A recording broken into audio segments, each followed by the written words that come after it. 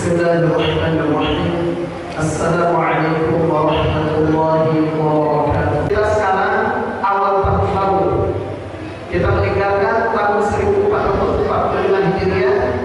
Mudah-mudahan kita apa-apa amal ibadah kita yang telah lalu diterima oleh Allah Subhanahu wa taala dan dosa kita diampuni oleh Allah Subhanahu wa taala. Yang penting kita di tahun baru ini bertobat kepada Allah Subhanahu wa taala. Yang penting kita bertobat sebesar apapun dosa kita, asal kita bertobat kepada Allah, Allah ampuni dosa kita. Apa kata Allah dalam Al-Quran? Innallaha la yaghfiru an yushraka bihi wa yaghfiru ma duna dzalika liman yasha. Sesungguhnya Allah Subhanahu wa taala tidak mengampuni dosa orang yang syirik kepada Allah, tetapi Allah mengampuni segala dosa selain daripada syirik kepada Allah. Dan bahkan Allah selain kepada al-tawwab, Allah yuhibbul tawwabina wa yuhibbul mutatahhirin. Sesungguhnya Allah Subhanahu wa taala mencintai orang yang bertaubat dan Allah sangat senang kepada orang yang sucikan diri.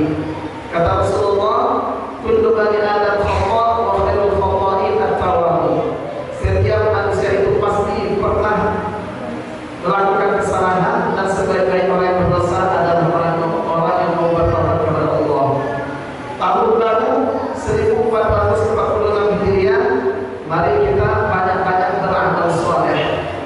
Amal soleh jangan ditunda-tunda, sehingga apabila kita menunda amal soleh, entah sholatnya, entah sholat berjamaah, nanti sudah tua, nanti baru menuntut ilmu, baru ada menjadi ilmu, sehingga ajal menjemput. Ketika itulah dia berkata, qala birji'u, ya Allah, kembalikan kami ke atas dunia, la'alli a'malu shalihan fima taraktu, supaya aku melakukan amal-amal saleh yang pernah aku tinggalkan.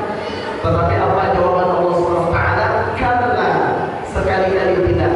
Kalau sudah mati, tidak bisa lagi kembali ke atas dunia untuk salat, untuk puasa, untuk menghadiri majelis ilmu, untuk bersedekah dan sebagainya. Maka tahun ini gunakan untuk memperbanyak amal ibadah kepada Allah Subhanahu wa taala. Banyak bersalawat kepada Rasulullah, banyak membaca Al-Quran, banyak bersedekah, selalu aktif menghadiri majelis ilmu.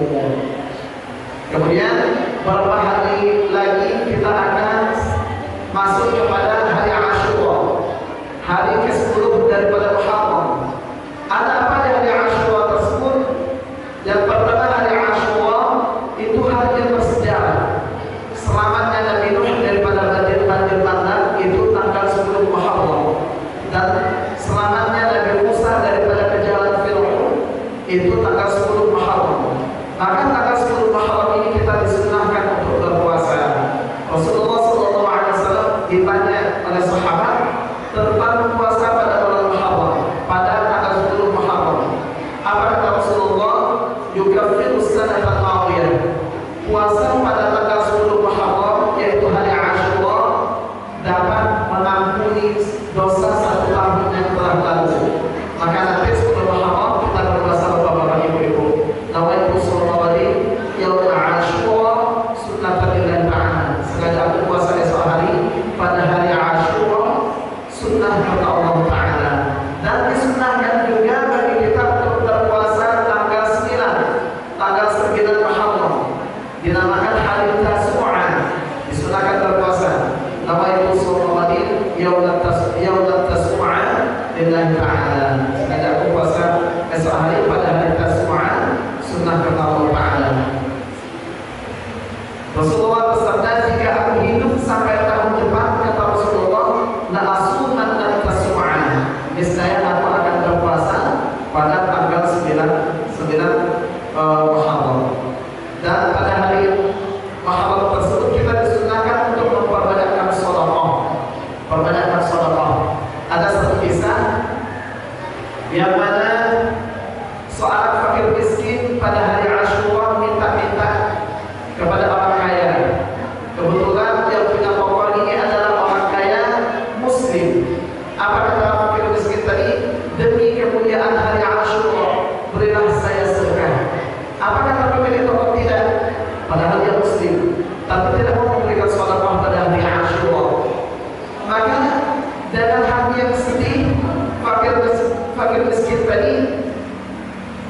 pergi ke tempat orang Yahudi, orang kaya beragama Yahudi.